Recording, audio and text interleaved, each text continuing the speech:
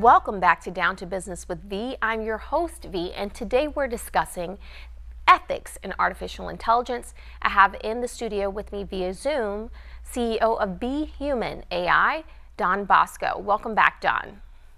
Great to be here. Thanks, V. Awesome. Thank you for coming.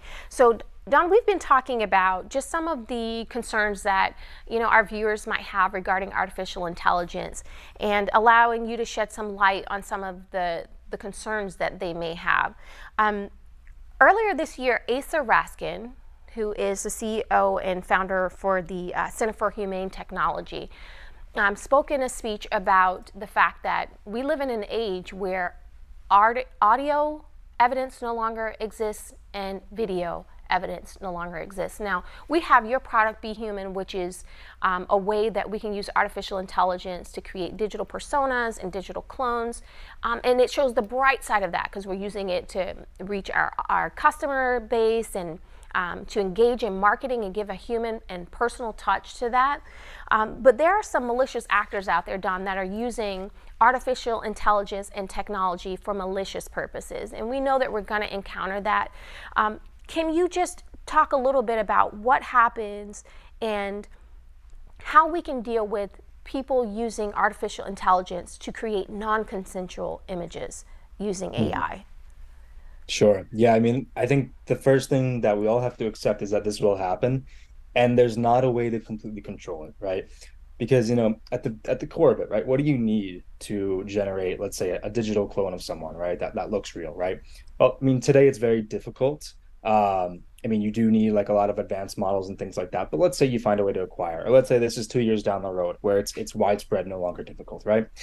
Um, all you need is essentially a GPU, a computer, right? And you can make this happen. And so there is no effectively, I'd love to be proven wrong on this, but from what I see, there's really no way to regulate someone in a place, like China or Russia, for example, making these sorts of nefarious use cases for the kind of technology BHuman and other companies are developing. And so, I think that, there's a lot that we can talk about around like guardrails and how we can have a verification check.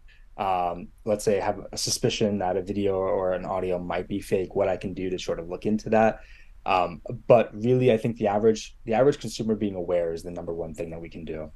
Yeah, absolutely. You talked and touched a little bit on the fact that it's really very difficult to regulate this type of technology, especially coming out of other countries. And we know these malicious actors are going to use it. I write and report on deep fakes and how it's being used on the political landscape, how it's being used against women. And it's really not the technology, it's the people using the technology that's really the problem. This technology is not just creating stuff on its own. There are people behind it using this for nefarious practices. So I think we've got a lot of work to do, not only on the regulation side here in the U.S., but really, educating our consumer base about what's possible, like we talked about earlier, and like you said, being able to develop technologies that kind of will flag some of these things for us.